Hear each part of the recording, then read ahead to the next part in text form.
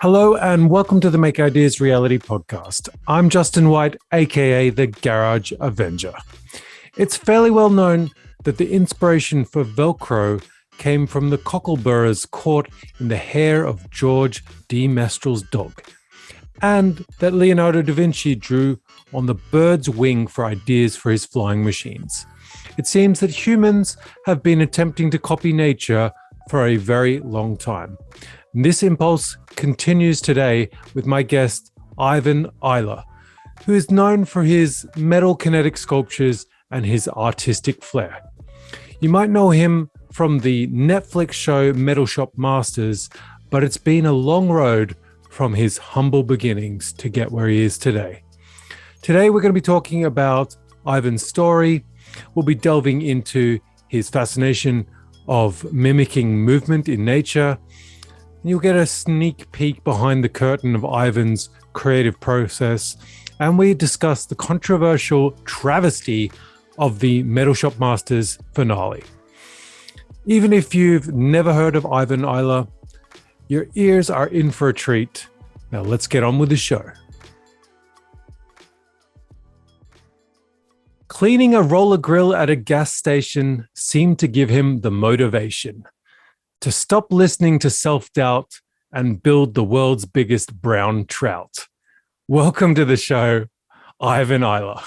Thank you. It's good to be here. That was good. I like that. Now, a lot of people may know you from Metal Shop Masters. That's how I first saw you. But I thought I'd give you the chance now just to sort of introduce yourself and give people a bit of a quick rundown on who you are and what you do. Yeah, I'm Ivan Iler. I'm a metal sculptor. I've been doing metal sculpture since I was about 16 years old. But, I've been doing a lot of different forms of art since I was a little kid. I was always the one scribbling on the desk as a boy. Like a lot of us, right? Yeah. Oh, yeah. And now I first found you on Metal Shop Masters. I had no idea that you existed prior to that. And then watching the show, I immediately, started rooting for you. Your work seemed to be like, well, thank you. Your work seemed to be like a bit more thought out, and you always had like a story behind it, and the way you involved movement in nearly everything you did, including like the silhouette sculpture. I thought it was awesome. And it just so happened that I've always been fascinated too with like kinetic sculptures and interactive sculptures. And so, if you look back on my projects, you'll always see like there's always something moving, an element of them moving, whether it's a motor turning something or a lever pushing something. There's something always there. And seeing you in action really made me want to up my game to what I was trying to do. And so I just want to say thanks to you, and thanks for inspiring me to push myself a little bit more. Now, I appreciate that.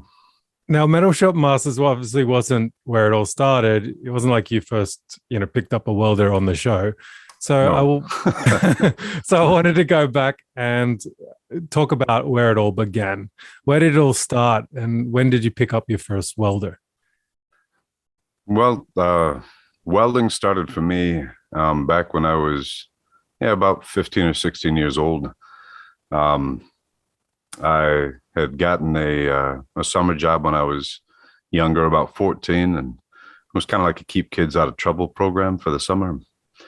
And so I was a janitor, and I saved up money that summer and bought an old CB 750 motorcycle.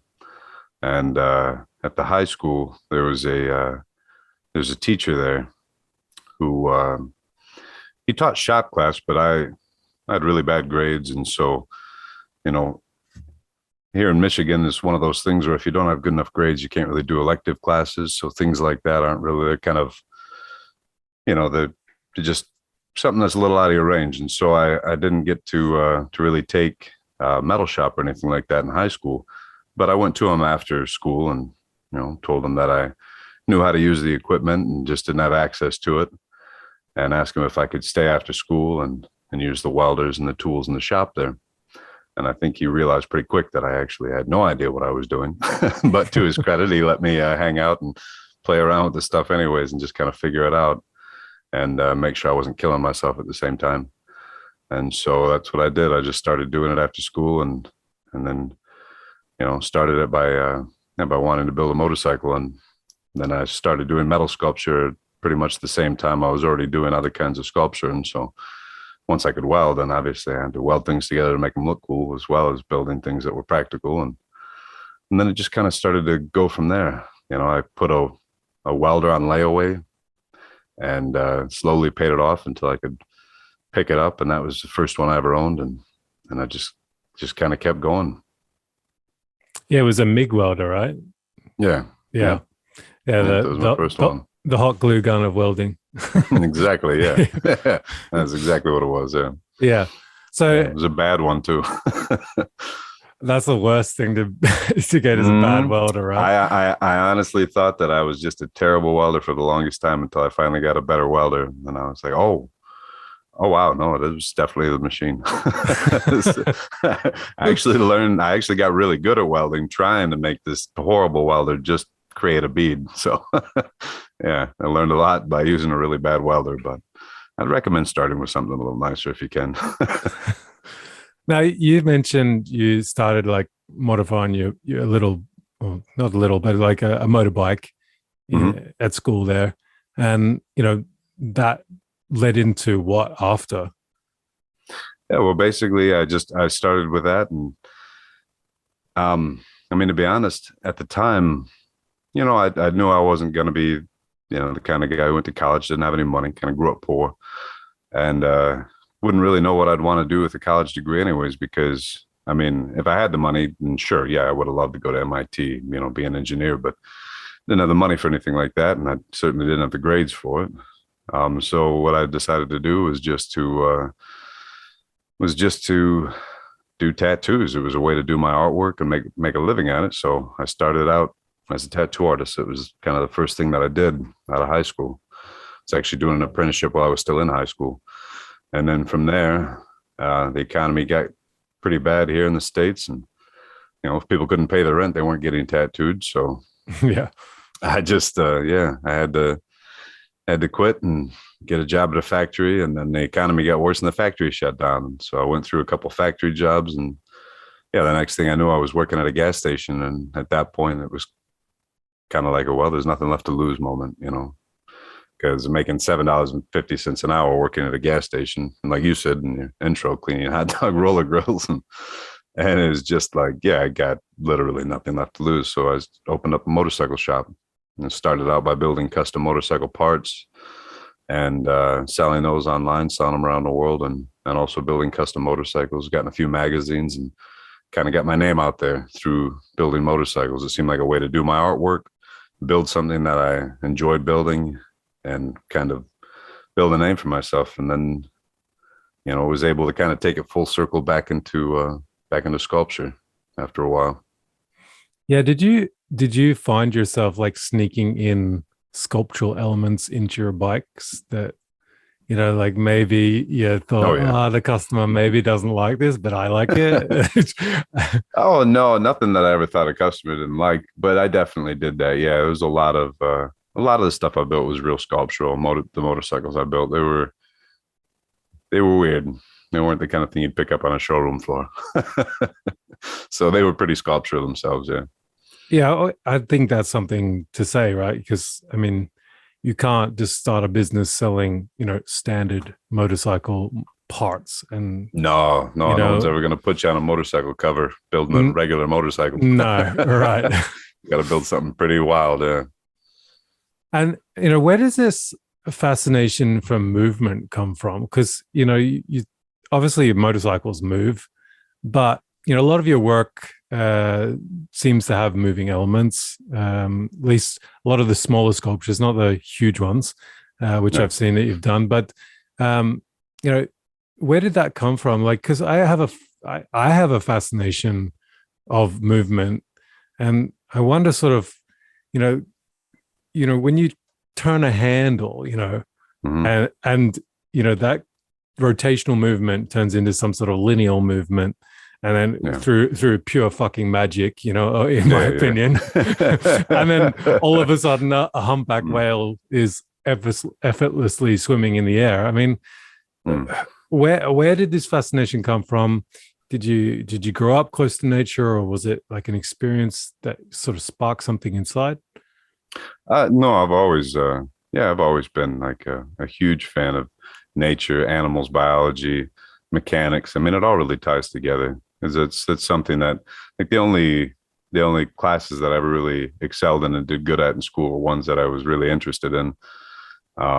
And that would have been like science was a huge one for me. So I've always been interested in the way things work. I just want to know, how things work. Like I've said it 100 times, but some people collect stamps. I like to collect skills. Like, I want to know more. I'm always trying to learn something new every day. And looking at nature and watching the way that things move, for me, it's almost like a puzzle, like a challenge of, okay, how do I take one rotating motion, either from a motor or from a hand crank, which I really enjoy doing a hand crank, because then somebody can really watch everything that's going on and realize that they're the ones that's creating that movement with their hand. It makes it seem less magical. If you put a motor on something, people go, oh, it's just all electronics and gadgets. But the thing is, no, it's still the exact same mechanisms. You're just turning it with a motor instead of by hand, but turning it by hand seems to make it seem more magical to people when they watch it. Plus, then you don't have to have a power source. You can stick it anywhere. That's true. But yeah, for me, it's like the puzzle of being able to look at something in nature, being able to go, okay, there's this beautiful way that this thing moves. Now, I want to try to recreate that. It isn't just a matter of trying to make something move that looks similar. I don't want something to just move and go, okay, yeah, it kind of moves like that, so that looks okay. No, it's like, what is it about the movement here that I'm looking at that is beautiful?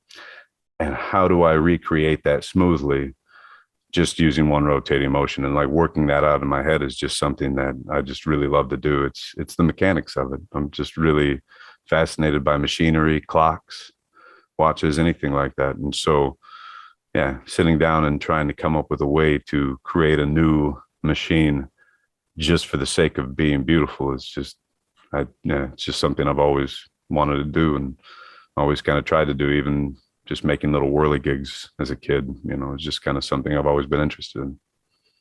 Yeah. So, I mean, were you pulling apart things as a kid? Yeah. Yep. Yeah. My mom was always saying that. Yeah. Ivan could fix it. And so, yeah, that was me. I was always pulling things apart, always making something, always building something, trying to do something, to figure something out. And yeah. Oh yeah. I got a lot of it back together too, believe it or not. I think all of it.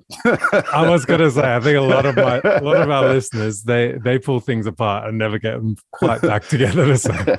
Yeah, that's all part of it. Mm-hmm. Yeah, because I love the fascination of like getting something to get it to move in a certain way. Seeing something real, like an animal, and the way it moves. Yeah. I saw something on your Instagram. I think it was a fox's leg that you were doing. Yep. And just the way you had like all the joints, the joint in the paw, and I think I was like, because it's got to roll right. Because if it doesn't lift and bend at the right points, it won't have that realistic look and feel. So it has to lift just right as it's moving when it's supposed to. And yeah, that's the fun part. That's the tricky part. I was just like, I'm glad you liked it. I was like, what? How did he like? That would have taken a lot of time for me to work out. I mean, I made like this whale shark last year, like a whale shark sculpture, and it was made out of wood, and I watched a couple of videos of whale sharks swimming around, and I like watched where the pivot points of their tail was, and there was certain things I couldn't mimic. For example, the top part of the back fin, like the back tail, like that flapped around a bit, and I couldn't mimic that because it was I was making it out of wood. And what I ended up doing is I didn't do any gears or anything like that. I just hinged all the parts. Yeah. And then I had a I actually had it was a child's mobile. Yeah. Like it just spins. It's supposed Yeah. to spin around like kids thing, Yeah. Yeah. Looked stuffed like toys or rocket whatever. ships and planets. And Yeah, yeah. yeah, Yeah.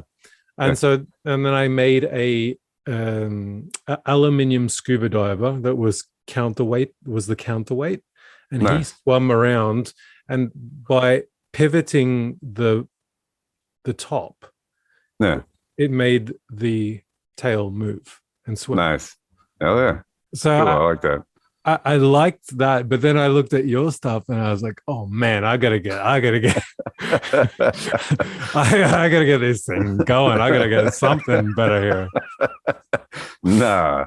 I mean, hell, it all starts somewhere. That's really cool that you're doing that. I like that. I'd like to see that one of these days. You have to send me a picture of that or video of it, even better. Yeah, well, actually, it was a gift. I gave it to somebody. Nice. I sent it to the US to this guy called Nathan. Oh, nice.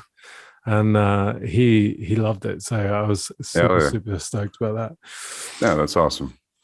Now we're talking about your, the movement of animals, and I wanted to delve a little bit into your creative process.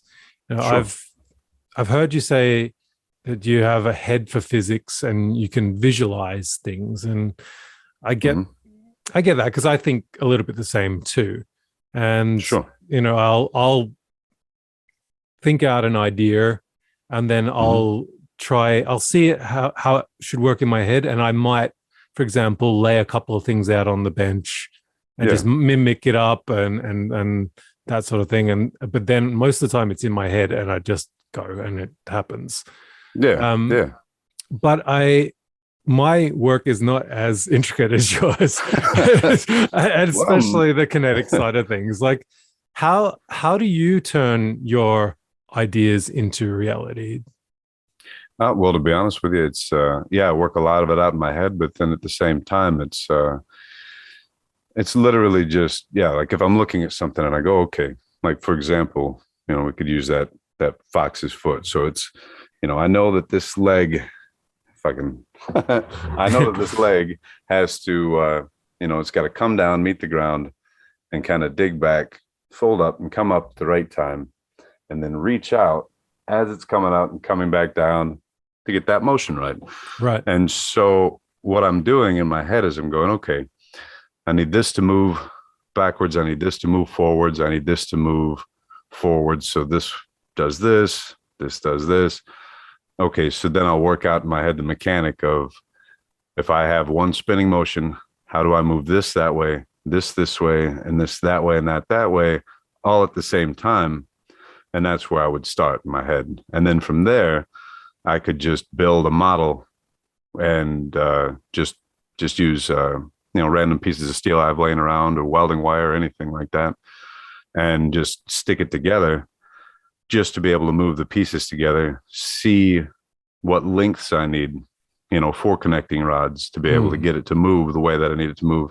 Because that's the only one thing that's really going to change on you. And you have to change that a lot. I mean, I'll be building a sculpture, and there's plenty of times that I'll put something together and go, okay, I need that actually 1/8 of an inch longer. I was wrong on that. And so I'll have to make another one real quick and pop that in there. But I just work out a lot of it in my head and then start building it and put it together. I don't really know how to articulate it better than that. I guess the biggest thing I would say, as far as advice for somebody else doing the same, trying to make kinetic sculptures, would be to do it exactly how you did it. You started by watching videos of how the animal moved. That's the biggest thing. If you can watch it in nature, watch it in nature. If you can't, like if it's a humpback whale swimming and you're not a scuba diver, then watch videos. Like get some videos and start watching them and see how it moves and plot out points. So you're going, okay, its head is in this position when this part of its body's in this position, this part of its body's in this position, and this part of its body's in this position. Now, when its head moves from that position to this position, what are those other parts of its body doing? What positions are they in? Figure out what that motion is. Figure out what it is about that motion that makes it look so seamless and beautiful. And that's what it is that you're trying to recreate. Once you know that you have a starting point, and once you know what you're trying to recreate, it can be a lot easier to figure out the mechanics to do that, because you know what it is you have to do.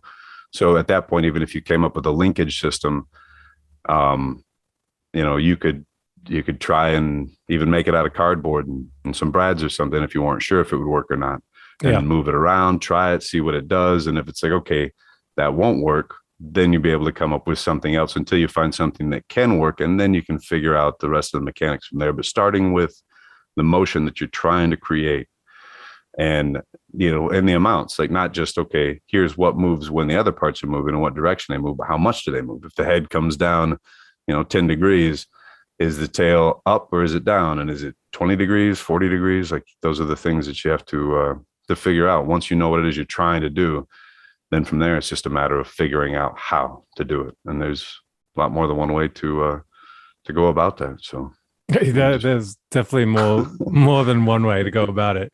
Yeah.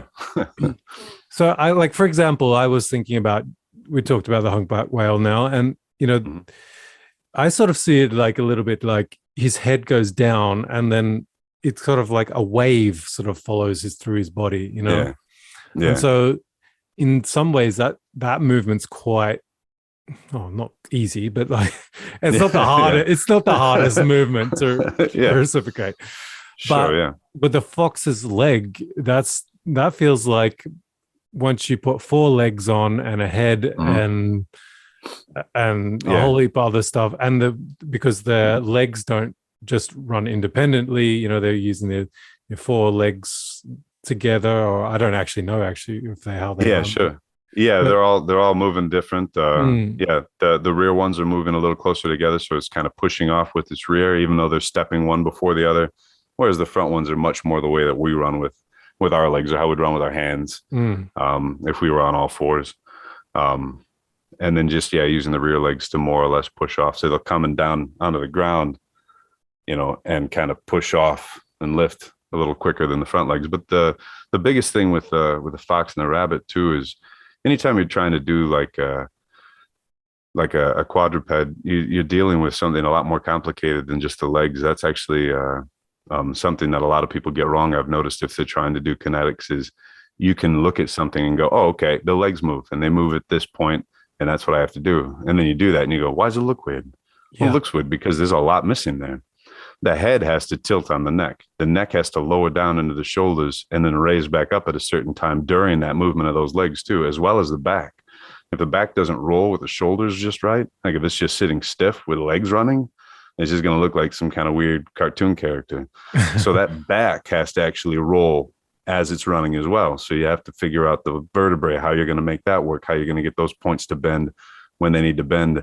I mean, that sculpture there was a fox chasing a rabbit. And if you look at it, you see the rabbit, they fold right in half. So their back just humps right up, and their back legs are sticking right straight out through where their front legs go. So they're like really folding up before they leap again.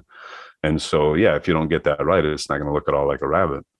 So there's a lot of motion that you might not necessarily be looking at that are there. So another thing that would be good if you don't, like if you're just having trouble figuring out why the motion doesn't look right, or why you might not be seeing what it is that you're looking at, is another thing you could try to do is maybe draw yourself a flip book. Try to look at a video and pause and draw what it is you're looking at. If you did that and made yourself a flip book, that might make it a little easier to see motions that you might not necessarily be paying attention to. You might think that you're seeing what it is that makes it look the way it does. And then when you try to recreate it, you go, oh, there's a lot of things I didn't see that are very important to make it look like it's moving the way it actually moves in nature. So that might be a way to help that, is basically study the motion before you try to find a way to recreate it. That would be a little bit of advice on that one, I suppose. What about the mechanical side of things? Do you, like, if you don't know what sort of how to drive it or how to move it the way you want, do you use websites? Any particular sites you go to see? No, I don't. I don't use computers really when I'm coming up with the mechanics for my sculptures.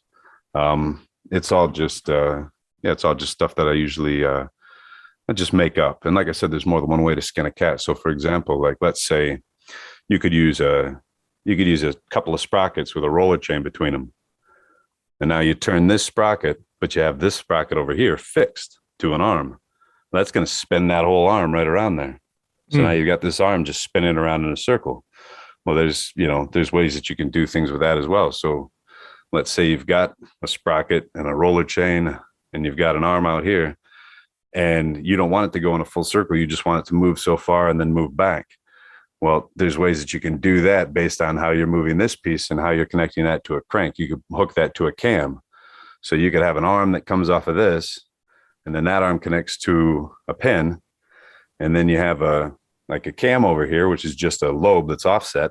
So as this rolls, it pushes this, which is pushing that lever, which is, turning this, that makes this move. So a lot of times if you're starting with a motion that you want to get, you can just work backwards. And there's many different ways to do that. And cam's a good example of that, because if you have a cam spinning, and you have like an egg shape with an offset pin, that thing's just going to lobe around.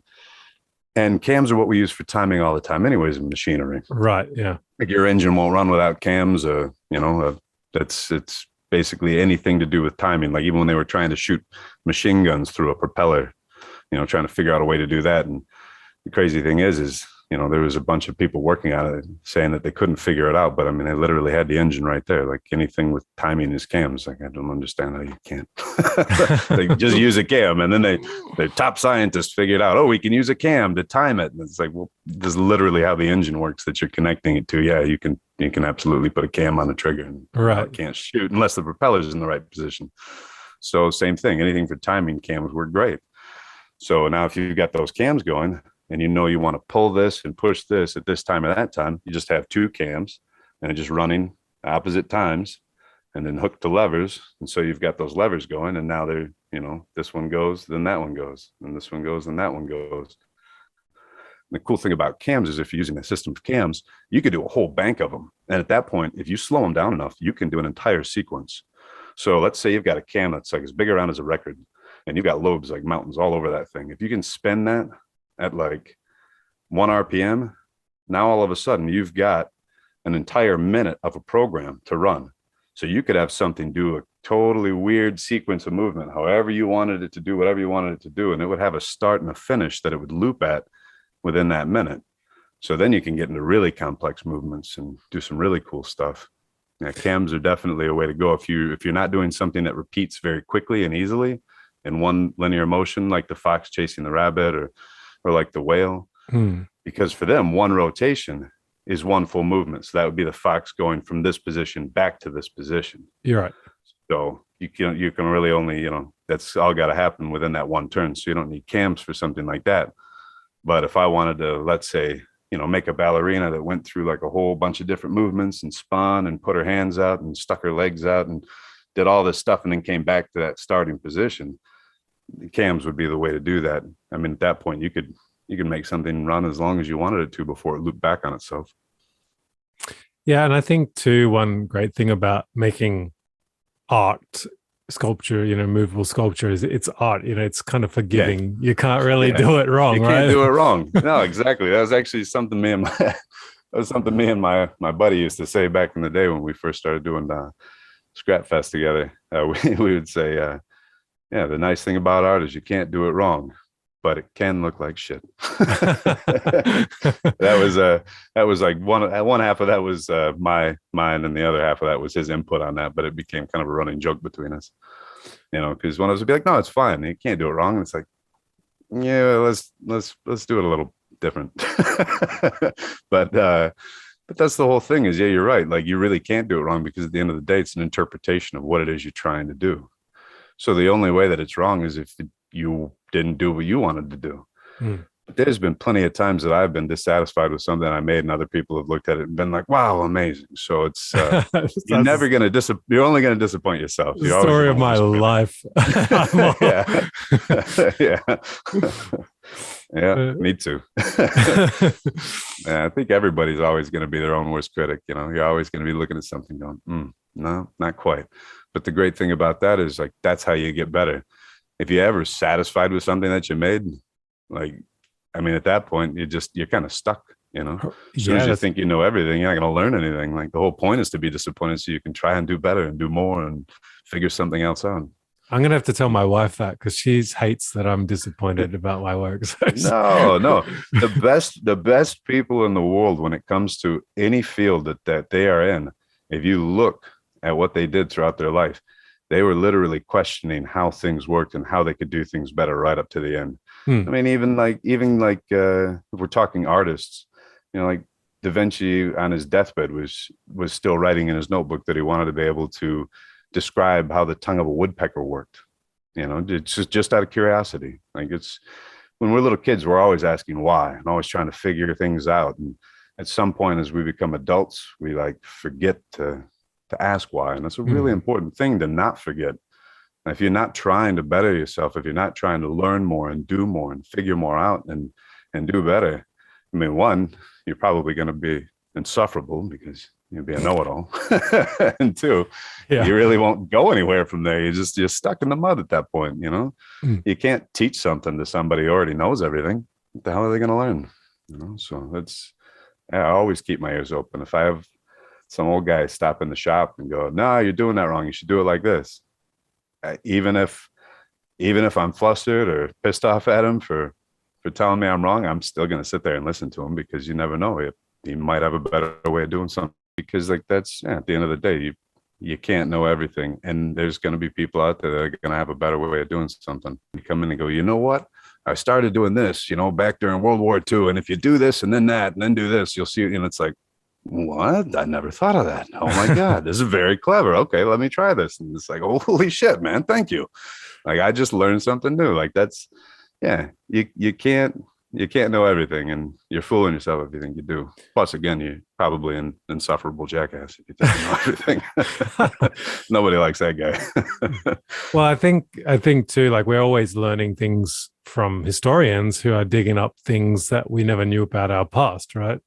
Like the things the human race knew before now is actually phenomenal, yet we think we're so smart now, right?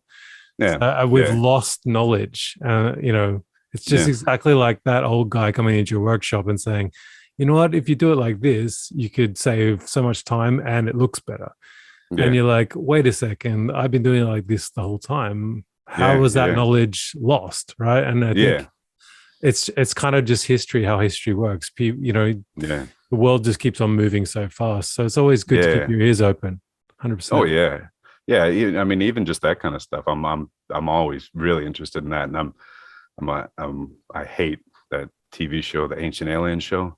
It's very frustrating to me, because it's like, you have like this, like a really amazing feat, and you don't know how it was done because that civilization was lost to history. And like, that's amazing to me. And it's like, okay, but how did they do this? And then you have people like actual scientists, like trying to figure this stuff out. And then you have some jackass come along and just go, aliens did it. And everyone's just like, oh, okay, aliens did it. Let's make an entire TV show about that, instead of actually like going into how this was actually accomplished. And then when they do figure that stuff out, it's just stuck on the back burner, because you get more ratings telling people aliens did it and making a show with a bunch of sci-fi writers and instead of actual archaeologists. And it's like, did you know like how they like built the Parthenon to make it look straight, even though it's purposefully curved? Like, if you build something perfectly straight and it's a certain size, when you're standing at it, looking at it, it'll look like it has a curve to it because of what the sun does, to a structure over a long distance when you're standing upright. They knew that, and they figured out the mathematical equation to curve these marble pillars just right. So they had such a slight curve to them to make them not straight, so that when you looked at it, that curvature balanced that out, so it looked perfectly straight. Like, so because of that, to this day, this thing's like, the pieces of it that are still there still look straight, even though they're purposefully curved. And they found this plaque that's basically like an instruction manual that the foreman would have had. And they just found it in a quarry, like chiseled on one of the rocks, to explain to people, like, here's the mathematical equation using like geometry. They had like the drawings on there and everything of like how to figure out the equation to get that curve just right based on the size of the piece that was being cut from stone in the quarry. And like, I tell that to people and they don't even know about that, but they know about this Ancient Alien Show. And it's like, it's infuriating. Like, come on. This was an amazing find that somebody found this in this quarry from like thousands of years ago. And And people, yeah, they don't know about that. That's soft news, but they know all about the aliens that did it, though. Yeah. Are you doing the same? Are you welding a diagram on the side of your sculptures to show Yeah, to show people in the future that it wasn't aliens? Yeah, yeah. maybe I should start. Something that I thought was alien like was your bloody elephant Oh, you sculpture like? from Scrapfest. Like Oh, yeah. the way it moved, like I was looking at it, I was like, yeah, the trunk moves. Wait a second, the head moves. Wait a second, the ears move. Yeah. I just kept on finding more things that were moving on it. It was just, Yeah. it was really great. Yeah. Again, just trying to get that to look real. Yeah. I was just watching an elephant move its head and looking at it and going, okay, what's moving, where, at what times, what does it look like? How does it feel? And a big part of that too was just like, when the elephant moved its head back in this video that I was watching, the way that its ears moved back, it almost looked like they were just kind of falling back from the weight of him. So it was just kind of like he was just relaxing his muscles and just letting his ears move when he moved his head. And I'm like, okay, well, that's a very easy thing that I can do mechanically, because at that point, all I have to do is just hinge the ears. And then when I tilt the head to a certain degree, they're going to swing in that direction. Yeah, exactly. Yeah. And then tilt the head the other way and they'll swing back the right way. And so I can have them move, the way I want them to move, simply just by putting hinges on them. There's actually no mechanical pieces hooked to them at all. They just move because the head moves, and at that point, it kind of looks realistic just because of the way that they actually move in real life. But so there's a lot of times where you can get things to do what you want them to do without even having to have a really complex, system of mechanisms hooked together. I mean, that entire elephant moves with nothing but bicycle cables. Those are all just cables. Like that's how all the movements in that elephant are achieved. So that all started with a bunch of caps I had from starters. I'm friends with Burt Baker from Baker Drivetrain. He makes transmissions for Harley's aftermarket. Okay. And I became really good friends with him just through having the bike shop. And him and his wife both really loved the sculptural stuff that I would do. So they would save me pieces and parts from their manufacturing and then give them to me. And they'd given me all these starter caps off the back of these starters that they were making there, just because there was something wrong with them. So I just had this box full of starter caps, and they have 3 holes in them. And then they've got a little dome on the end of them, if you're not familiar with a starter off a Harley. Yeah. And okay, yeah. And so I just took a bunch of those and stacked them together and then just ran wire through the holes just because I needed a way to store them. I was just literally doing that to throw them in the shed because otherwise I just had this huge pile of these caps. Yeah. But when I did that, I went to pick it up and I just grabbed one of these wires and the whole thing just went and spun right up. And I was just like, that's a trunk of an elephant. Right. Yeah. Exactly. So it was actually with that one, it was the movement that started it. Like as soon as I saw that, I was like, well, now I want to build an elephant, so sometimes you'll just figure out a way that you can make something move mechanically and that'll lend itself to the idea right there. So, and then from there, just kind of figure out the rest. And I just stuck with the idea of using cables. So yeah, the crank is literally just, there's cranks that are, as you're turning that around, it's just the heads on a ball and socket. I just used off of a CV joint from a car because that was Scrapfest. I built that for. So for everyone out there, Scrapfest is a show that they do in Lansing. It's this really cool show where you get to go out into a yard and you've got 1 hour in the scrapyard to pick up 500 pounds of scrap metal. And then you get to take it back to the shop and you get a couple of weeks to build it into whatever you want. But you can only use stuff that you find in the scrapyard. You can't use anything else. No. So that's kind of part of the fun, is trying to figure out how to make this stuff work with just whatever you happen to grab that day within that hour. And that was actually one of the cool things about the show was, as we were doing Scrapfest, I always said, like, this is such a great idea. And it was this guy, David Such, that came up with the idea because we had this old scrapyard that Lansing was literally built around. And that place, the scrapyard's so old that the guy who started Oldsmobile used to go there to get scrap metal parts when he was building cars in his garage, like for the first time in the 1800s. So it's got a lot of history there. And it just happens to still be there. And as they're doing all this, and there's all this really cool history, but also these cool sculptures being built out of this junk metal that we're pulling out of the scrapyard. It was like, this, somebody should put this on TV. This is great. People would love to watch this. And then that's when the metal shop masters, people got a hold of me. And, hey, we now not only are they going to, but to be part of it, that was like Like, you can't write this stuff. I had like 2,000 followers at the time on Instagram. So I was like, how did you even find me? And they said they just went down a rabbit hole of hashtags and just saw some metal sculptures, and they just said they wanted me to be on the show real bad. But yeah, it's like, what are the odds of that? It wasn't like you said, you didn't know me before that show came out, and like nobody really did.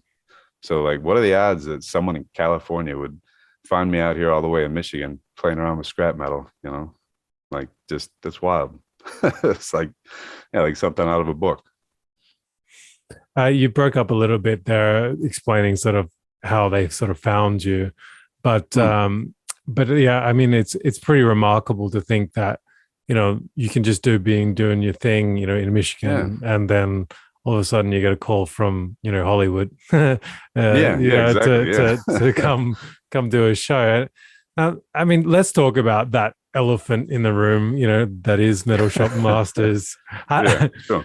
How do you feel about the show, and how did you feel working, under the pressure of like time constraints and with cameras all over you? Oh, I liked all that. Yeah. I mean, one, I never really been shy. I mean, even as a little kid, I was always kind of a ham. So like, the cameras was no big deal. Plus, even if you were a little shy around cameras, you'd forget they were there. Like, even people that were there that were thinking they'd be a little nervous, they got over it real quick. Because once you're busy trying to do something, you're not really thinking about cameras anymore. You're just trying to focus on what you're doing in front of you. But it was really cool because I never got to do anything like that before. Like, when I say I was a ham, the stuff I used to do is like, I did a lot of community theater and stuff like that. And I just, I like being on a stage and just kind of, doing that kind of thing. So that was never a problem. I also, I was probably, could guess, but like, same thing with like the guitar playing I do now and stuff. Like, when I was in high school, of course, motorcycles and rock and roll, like that was cool, So, so I was in bands and stuff, played on stages. So none of that was really bad at all. And I'd say the whole thing overall was actually really positive because, one, all the people I met there were just amazing. They're like family to me now. I still see them. I still talk to them. I mean, I went down to Alabama, and saw Frank and hung out with him, and, stayed with him and his family. I went out to Vegas and stayed with Luis and, spent time with his family. And I plan on doing that with everybody. And I'm still in contact with all of them. We'll still text each other, Merry Christmas and Happy New Year's, or just check in on each other, see how we're doing. It's, there was like a real deep friendship that was born out of that through us. I mean, I'm still in contact as a friend with, both of the judges. David Madero is a great friend of mine now, and it was amazing. And it was actually the fact that you're having to do something within these crazy time constraints. I could tell that there was some people that were there that really didn't like that. Obviously nobody works like that.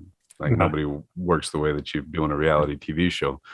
So we were all struggling with that side of it, but you could tell some people were just like not having it.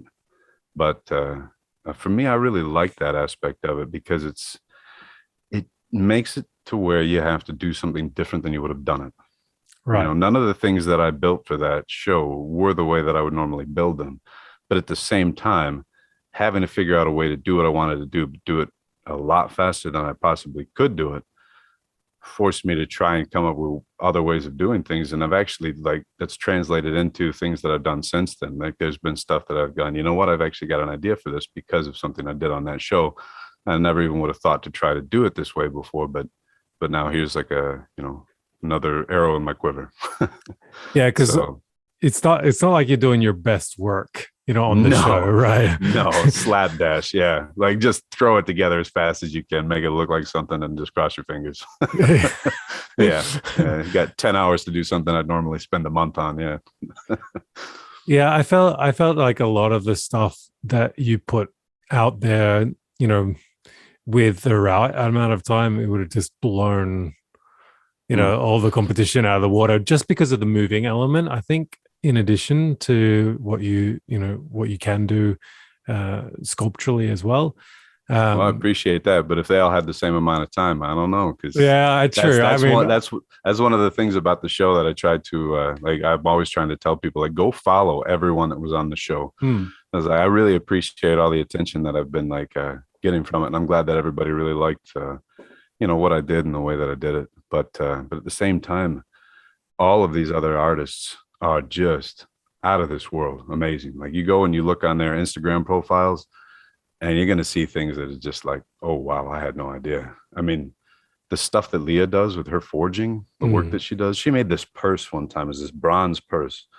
And it, has clasps and opens up, but it's like got a snake coiling around it. It's unbelievable. I mean, it's been in museums. Like, she's building that quality of work, like that level. And the forging that she does, the way that she makes the things she makes, it's outstanding. And she definitely didn't come across like, looking great on the show because of the way that it was thrown together and what happened and the fact that it is what it is. But at the same time, like, she's probably one of the most amazing artists who was on that show. So it's definitely, I think it's important that people get on and go and look and see what these people are actually all capable of, because they're all just out of this world, amazing artists. So despite what everyone is saying on Reddit, which is I found, didn't see that. What's on Reddit? You gotta, it's hilarious. It's hilarious. Yeah. There is a Reddit thread that says that honestly says Ivan should have won. What the heck? Nice. There's like 300-400 comments on it. It's fantastic. I mean, it's great.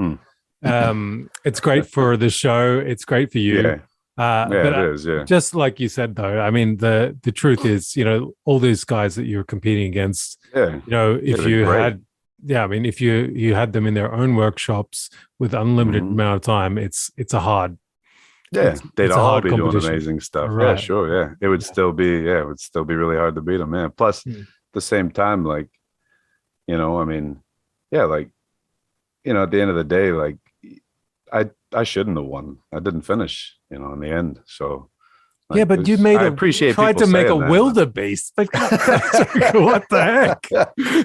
Well, yeah, and I knew that I was probably going to lose when I started doing that. But I mean, like, once I had it in my head, it was like, okay, I'm not going to be satisfied doing anything else. This is what I want to build, and now it's stuck in my head, so I'm just going to build it. And if I lose, then I'll go down being me. I'll go down swinging, and that's fine. Yeah, but I lost. But that's okay. Ivan, it was rigged, mate. Like, I've just it was rigged. It was rigged. It wasn't rigged. Hold on, they just threw they threw two monkeys in with you to like help you, and you're like a guy who works on his own. Like, how are you gonna use these two guys, like, and build the thing with the vision in your head? I just thought it was a setup. Like, no, they didn't do that. They didn't do that with any other challenges, Ivan. Like, none of the other challenges did you have two helpers come in on these builds. That's true. Yeah. They wanted us to be able to do something more. That's why they wanted to give us help, but we were still limited on time because they were limited on budget. It was the first season of the show, and we were actually trying to get them to give us the two who had just been eliminated. So essentially we were saying, like, hey, if you're going to give us helpers anyways, like, can't you give us like Luis and Ray? Like, they just left the show. And because of what happened in the previous episode, like, they're both still here. They haven't flown home yet. Like, you just have to stick them in a hotel for one more night. And they were like, it's not in the budget. We can't keep them for one more night. So that was, but that would have been really cool. And I think people would have liked that better if they would have done that with the show. So a lot of what happened and a lot of how it was done on the show was really wrapped around budget. It was like, it was very shoestring budget on that show. Cause again, it was the first season. So they're testing the waters. They want to see how successful it's going to be. So there was a lot of things that they were just throwing together. Like, okay, this is how much money, this is what we have. This is what we can work with, like, go. And it was actually really cool to see how they did that and how they pulled it off. That whole set that we were in, they built that in a warehouse in like a week. They just like had a bunch of guys in there and just like boom, boom, boom, boom, boom, put this whole thing together, while we were in quarantine because of the pandemic. And it's just like, it's amazing. Like, oh my God, this is really impressive. The things that they do out there and the unions that they have for doing these things and the different crews and the way they have everything set up. they can just knock stuff out so fast that it was amazing, and like a whole just big thrill ride. And it seemed like it was over just as soon as it begun, even though we were out there for a month. It was wild. It was really cool. It was a hell of a thing to be a part of. Perhaps There's like 80 people in the room while they were making that show. Really, 80? You wouldn't think so. No. Yeah, it was crazy. There was people everywhere. They had like a safety person just specifically there, just because they have to make sure that we're doing things a certain way, and that we're making sure that we're wearing the right PPE, and that we're being safe. And then you've got a guy over here. It's just his job just to hold this microphone over this one person, even though they're mic'd up, because he's trying to get sounds of their tools. And then you've got this camera that's on a big boom, and you got somebody running that. And you've got another guy over here with this kind of camera, person over here, a person over there. You've got a whole nother room off to the side that has a bunch of people in it, including people that have got to get food for everyone, for all these people that are on set. And then on top of that, you've got like the producers sitting there, and everyone who's putting the show together sitting in a room watching it on screens, telling everyone, okay, I want to get this shot of that because it's going on right now. So go. So they're like, conducting this whole thing with these camera operators and the audio people and everybody, trying to make sure that they're getting the shots that they want as they're going about all this. So it was just really cool to see how that all worked together and like seamlessly flowed when you're doing something like a reality TV show, because you're not setting up a shot and then going, okay, everybody, and go. There it is. We got it. No, it's like they're just going anyways, and we just got to try and keep up with that and catch what we want to catch as it's happening. If we miss something, too bad. It's already done. It's over. So it was really kind of cool to see the way that worked. I never would have guessed how complicated it was and how much really went into doing something like that. It was impressive. I was thinking about, you mentioned earlier that, you could have got, the two, people that were, eliminated from the show to come in and help you guys, for example, on the last project. And I was sort of wondering, like, have you seen The School of Chocolate? Have you seen that on Netflix? No, I haven't actually seen that yet. If you're a sculptor, but I want to see it. Yeah. If you're a sculptor, go see it. It's really good. But I bet it is. Yeah. This is what's interesting about it, was none of the contestants were eliminated. Oh, really? They went through the whole time, and they built points. So like if they did badly on a challenge, then they didn't get as many points. But then the next day they did really well, so then they built up the points again. Nice. So it was actually, you still had a winner, but without elimination. Right, and it was so much better. It was so much better. That's nice. Yeah, I like that. And I'm going to balls his name up because it's French, and so I'm not going to say his name, but the but the host, he's a world-renowned pastry chef, and chocolatier, and so when someone did poorly in a challenge, they got trained and schooled by him whilst the others were doing another challenge.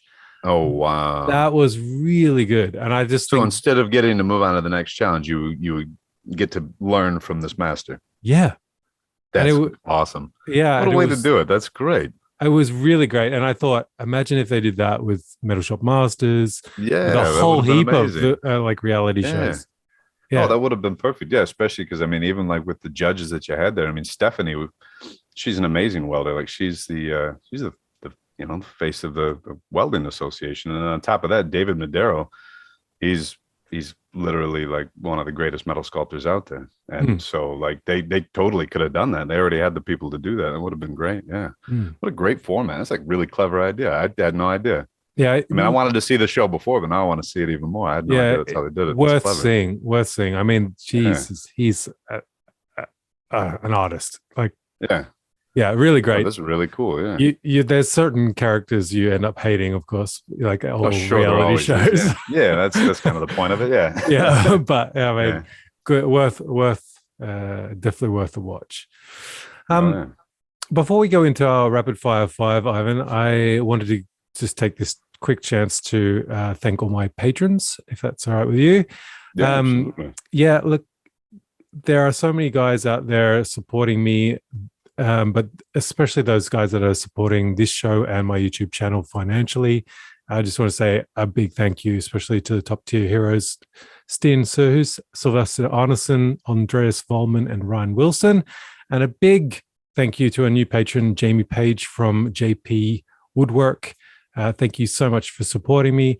If you look forward to every episode, please head over to patreon.com and support the show and my YouTube channel, and I would really, really appreciate it. Now, the rapid fire 5. Are you ready? All right, I'm ready. What do you got? What's something people get wrong about you? What's something people get wrong about me? Your voice is real. it's that smooth. I guess that would be something that people get wrong about me, is just that like, I'm not going to say who it was, but somebody, when they were making the show, they had just seen my Instagram stuff, saw the stuff that I was putting out there content wise, and they kind of got the impression that I was going to be a bit of a douchebag, I think is how they put it. and then when I got there, they were like, "Oh no, this is who you are. Like, all the things that you put out there, and like this is really you. This, you just you love what you do. This is what you do, and you're that was so I guess that, but I didn't realize that until somebody pointed it out. I'm not sure that a lot of people think that, but this one in particular person did. So that might be something that people get wrong about me. Yeah, the stuff that I put out there that I show, that's it's really me. That's really what I'm doing. I'm just here in the shop every day, and just building things. And so that's literally what I do. It's what I've always done. Yeah, I feel like one thing I should mention, I feel like most people probably don't fully understand, is that you're not a millionaire doing this stuff. No, like you're not. No, that would be something people get wrong about me. That's actually that's true. Somebody told me to Google myself, and so I did that, and I didn't realize that because of the show, there was a bunch of people out there like basically making guesses, like, "Ooh, Ivan this, Ivan that, Ivan." And the funny thing is they're all like these weird little, like tabloid type of sites or whatever. But it was strange because as they're doing that, I realized, like, any one of these people could have called me and I could have answered any of these questions, and they've gotten them so wrong. I think one of them said something like, and I don't have any kids, so they did get this right, but it was still really funny just the way they worded it. It said in there, it said, Ivan is estimated to be worth millions of dollars, and he has yet to father a child. It's like, what the fuck? I know, right? Like, okay, well, I don't have any kids. That's true. No, I'm not worth millions of dollars. No. I struggled to build the shop here, and I'm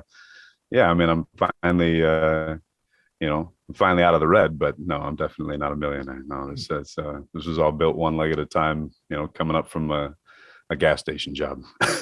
Damn straight. Yeah. What's something you'd like to do that has nothing to do with making stuff? Just walking around in the woods, really, watching things, trying to see how things work. I mean, I could sit and watch a trail of ants carrying aphids, and that symbiotic relationship between those two things for hours, and just never get sick of it. I love just observing the way the world works.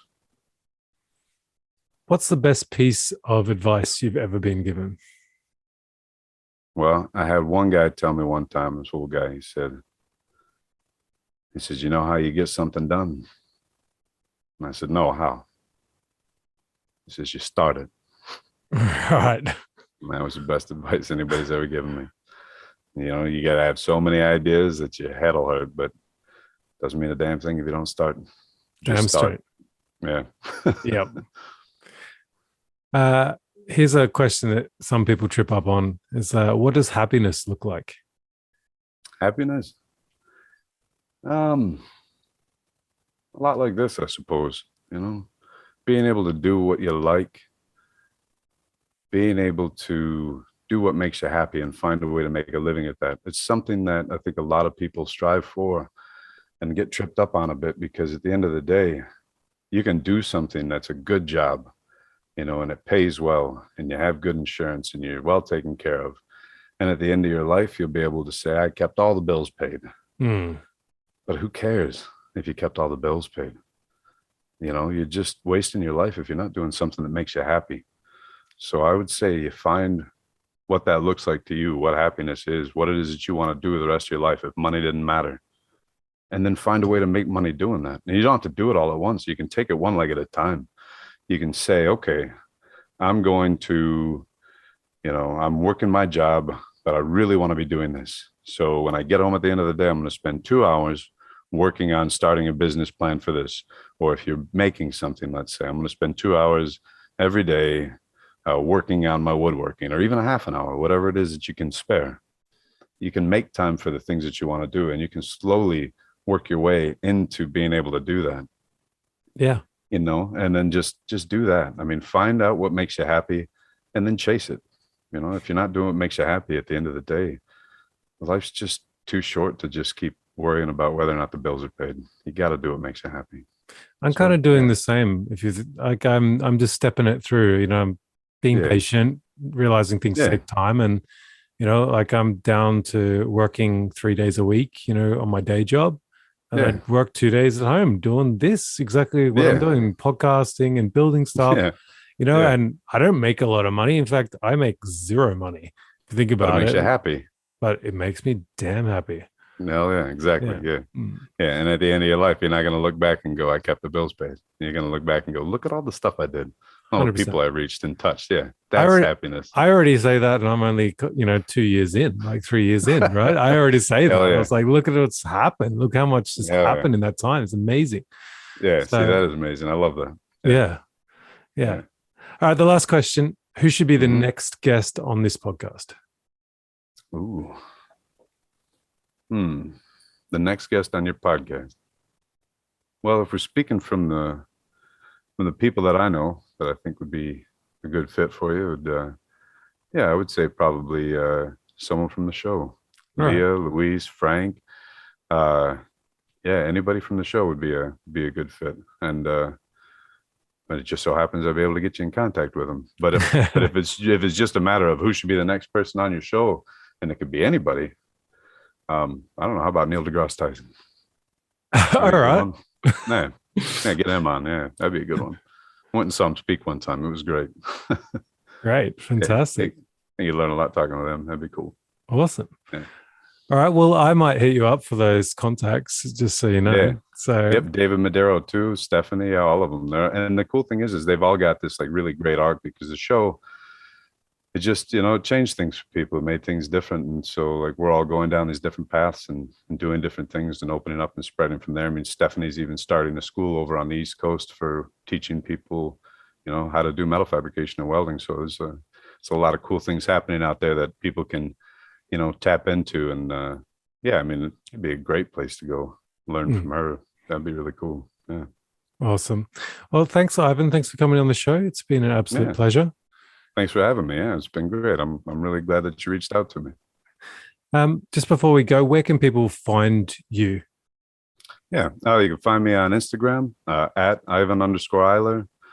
I started doing that TikTok thing, but I don't really post much there. I'm trying to do better at that, but that's just Ivan Iler. I'm also Ivan Iler Studios on YouTube. I got to get to making more videos for that, but I started doing that a long time ago, back when I was doing the motorcycle stuff, and those are still on there. So you can go on there and see me making hardtail frames and tooling leather seats and stuff like that. Those are still there, like a big long braided beard. Awesome. So there's some interesting throwbacks there. Also Facebook is Ivan Iler Studios on Facebook, but that's just all stuff that's getting pushed over from Instagram. Instagram is really where I pay the most attention to the content I'm putting out there on a daily basis. So it's probably the best. Fantastic. Place to find me. Yeah. And I also have a website, IvanIlerStudios.com. Well, I will put all those links in the show notes. So thank you guys so much for listening. I hope this episode has inspired you to explore a little bit into movement in your work, especially movement of nature. Inspiration is just outside the front door. If you enjoyed the show or you thought it was crap, I encourage you to give me some feedback. And you can do so by sending me a DM to @GarageAvenger on Instagram. I also encourage you to share this with your friends and family if you thought it was awesome. It's time to go ignite your creativity and go make your kinetic ideas reality. I'm Justin White. Thanks for listening. Until next time, keep pushing yourself, keep ballsing up things, keep learning, get inspired, and I'll catch you on the flip side. There's no way anybody's going to think that was crap, man. That was awesome. That was one of the was one of the best podcasts I've done yet. Really, thank you, man. I really appreciate Yeah. that.